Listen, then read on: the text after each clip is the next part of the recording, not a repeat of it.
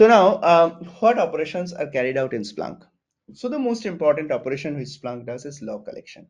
Logs are collected from various devices on the Splunk network. It can be from your endpoint device, it can be from your server, it can be from your application, it can be from your operating system, and so on.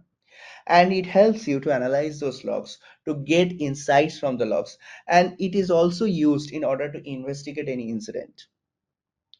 So collected logs are also stored centrally, and logs always have retention and archival period for better management.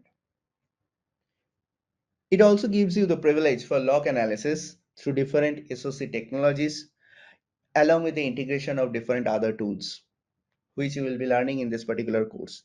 In Splunk, along with Splunk, you will be also learning how to integrate various tools like VirusTotal, AbuseIBDB, MX Toolbots, etc. in order to perform the investigation.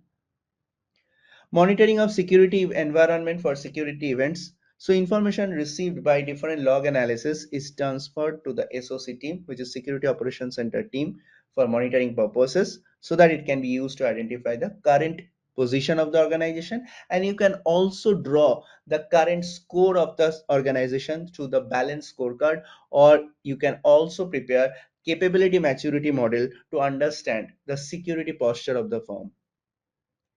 It also provides you the privilege to perform event correlation. Here, the events from various sources are correlated and contextualized based on the set of predefined correlation rules.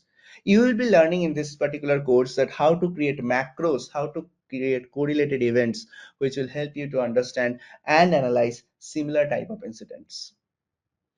So incident management, as I already said, it is very important to identify the root cause to prevent recurrence of the same incident. It helps in threat detection. It reacts either reactively or proactively to threats. Reporting is also very important. When you go to the client, it will help you to portray the data in a better visualization. We have different forms of charts like pie charts, bar graphs, etc., which you can easily portray through Splunk.